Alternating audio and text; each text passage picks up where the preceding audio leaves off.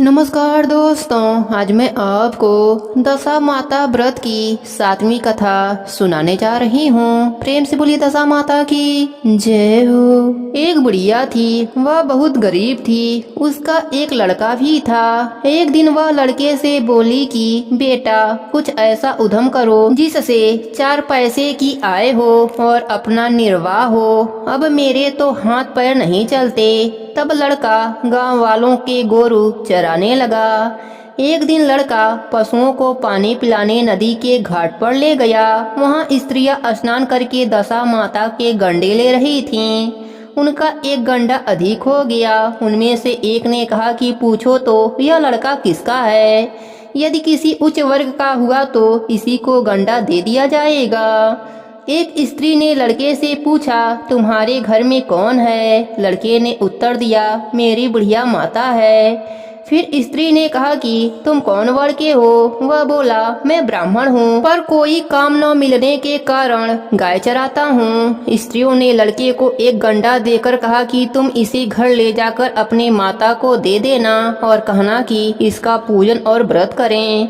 हम लोग तुमको सीधा और पूजा की सामग्री भी दे देते हैं, सो भी ले जाकर अपने माता को दे देना। लड़के ने गंडा ले लिया। फिर सब स्त्रियों ने उसे सीधा दिया। लड़का उस सामान की गठरी बांधकर घर आया। उसने दरवाजे से ही माता को पुकारकर कहा कि गठरी उतार लो, बोझ से मरा जा रहा हूँ। माता दौड़ी आई। गठरी का सीधा सामान देखकर वह बहुत खुश हुई। उन्होंने लड़के से पूछा कि यह सब कहाँ से लाए हो। लड़के ने बुढ़िया से सब हाल कहकर दशा माता का गंडा भी उसे दे दिया। बुढ़िया ने गंडे को लेकर प्रेम पूर्वक माथे से लगाया। उसी दिन से वह व्रत नियम करने लगी। 9 दिन तक कथा कहानी कहती रही। 10वें दिन उसने गंडे के पूजन की तैयारी करी। वह देहरी के बाहर लीप रही थी। उसी समय एक अतिवृद्ध दरिद्र स्त्री द्वार पर आकर बोली कि क्या करती हो बहन? उसने जवाब दिया कि आज मेरे घर दशा माता का पूजन है, इसलिए घर को लीप रही हूँ। तब दशा माता ने कहा कि मुझे बहुत प्यास लगी है, थोड़ा पानी पिला दो। तब बुढ़िया ने कहा कि मैं तो मिट्टी के बर्तन से पानी पीती हूँ, लोटा लोटिया मेरे वहाँ कुछ भी नहीं है, तुमको पानी किसमें दूँ? एक कटोरी मेरे घर में है, वह भी न जाने कहाँ पड़ी होगी, जरा तुम ठहरो, कटोरी को खोज कर लाती हूँ, तब तुमको पानी पिलाऊंगी। बुढ़िया हाथ धोकर कटोरी लेने अंदर गई। तब तक मैली कुचैली बुढ़िया, जो स्वयं दशा माता थीं, उसकी घिरौची पर एक सोने का घड़ा रखकर अंतर ध्यान हो गईं। बुढ़िया कटोरी लेकर घिरौची के पास गई। वहां सोने का घड़ा रखा देखकर वह बहुत घबराई और अपने मन में सोचने लगी कि यह राण कहाँ की बला उठाकर रख गई है, मुझे चोरी लगेगी, बुढ़ापे में इज्जत जाएगी। वह इसी चिंता में बुढ़िया की खोज से बाहर निकली। तब तक उसका लड़का आ गया। उसने पूछा कि किसे खोज रही हो माँ? वह बोली, एक बुढ़िया न जाने कहाँ से आई और यहाँ सोने का घड़ा रखकर भाग गई है। लड़के ने कहा, वही तो दशा माता थीं, उन्होंने यह घड़ा तुमको दे दिया है। अब की जो फिर कभी आए तो उनका अच्छी तरह से स्वागत करना और सब प्रकार से उनकी आज्ञा का पालन करना। तुम जब नहाने जाना तो नदी के घाट पर जो चीजें तुमको मिले उनका दशा माता का दिया हुआ समझकर अंगीकार करना। किसी से पूछताछ न करना कि यह चीज किसकी है, यहाँ पर कैसे आई है। बुढ़िया नदी में नहाकर खड़ी हुई तो सामने सोने का गिरुआ भरा भराया दिखाई दिया और उत्तम वस्त्र एक किनारे रखे हुए मिले। बुढ़िया ने किसी से पूछताछ किए बिना ही उन वस्त्रों को पहन लिया। गिरुआ हाथ में लेकर वह घर चलने को तैयार हुई।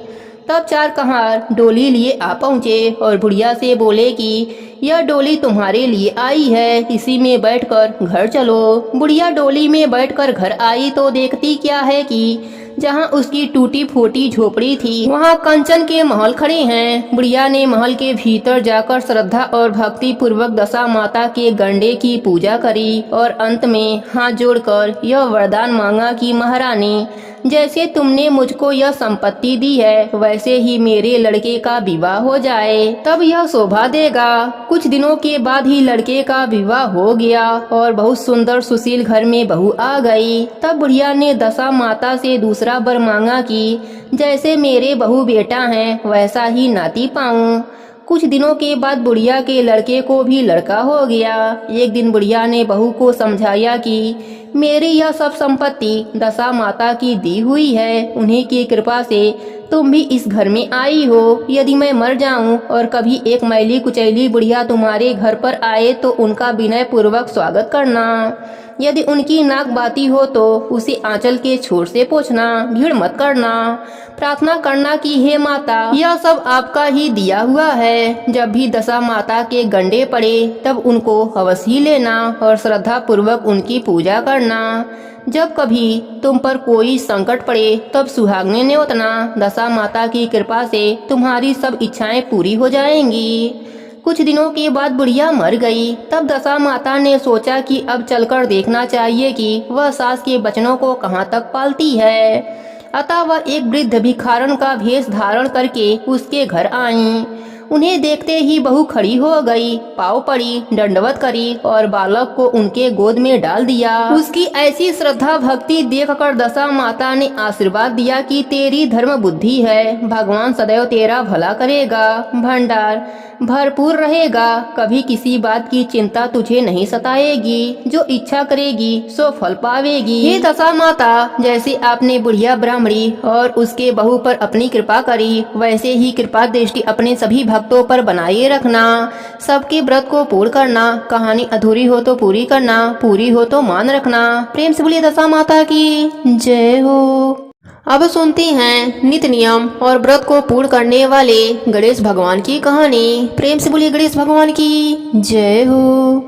प्राचीन समय की बात है, एक गांव में एक दादी पोती रहती थीं, जिन्होंने गणेश भगवान के कहानी कहने का नेम लिया हुआ था। वह एक कलश में जल भरकर और फूल रखकर कहानी कहा करती थीं और गणेश भगवान के नाम का अर्थ दिया करती थीं। एक दिन पोती का विवाह हो गया। जब वह ससुराल जाने लगी तब दादी ने उसे सिर्फ एक कलश में जल भर कर दिया और कहा, गणेश भगवान के कहानी का नेम कभी मत छोड़ना।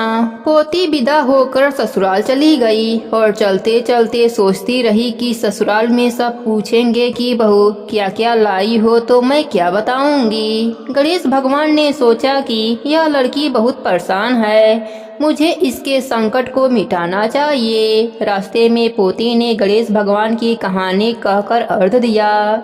जैसे ही उसने अर्घ दिया वहाँ हीरे मोतियों का कुंड भर गया। हीरे मोतियों से भरे हुए कुंडे को देखकर पोती बहुत खुश हुई। फिर वह खूब पहन ओढ़कर ससुराल पहुँची। वहाँ उसके ससुर जी ने उसके सास से कहा कि हमारी बहू तो बहुत बड़े घर की है, बहुत धन लेकर आई है। तुम ऐसा करो, पड़ोसन के वहाँ से मूंग चावल लाकर बहू के लिए भोजन बनाओ। जब उसकी सास मूंग चावल बनाने लगी तो बहू ने कहा, माँ जी आप यह मूंग की दाल और चावल मेरे कलश के जल से बनाओ। सास ने अपने बहू की बात को मानकर कलश के जल से चावल और दाल बनाई। तभी चमत्कार हुआ।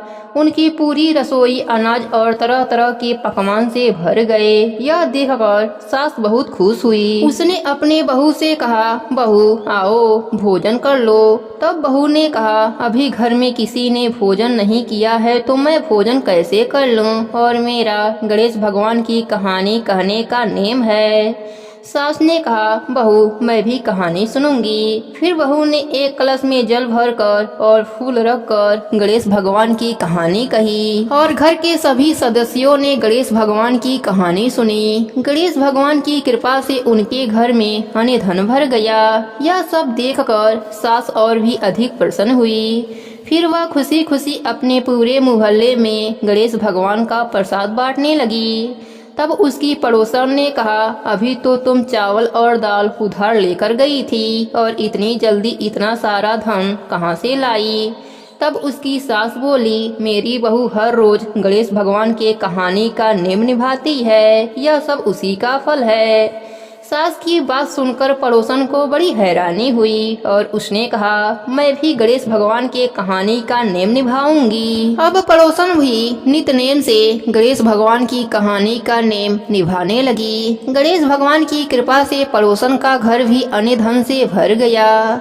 हे गणेश जी महाराज, जैसे आपने पोती को दिया, पड़ोसन को दिया, वैसे ही सबको देना। सब पर अपनी कृपा बनाए रखना। कहानी अधूरी हो तो पूरी करना, पूरी हो तो मान रखना, सबके व्रत को पूर्ण करना। प्रेम से बोलिए गणेश भगवान की जय हो, दशा माता की जय हो। कर्पूरे गौरं करुणावतारं संसारे सारं भुजगेन्द्रहारं सदा वसन्तं हृदयारविन्दे भवं भवानी सहितं नमामि। तमेव माता च पिता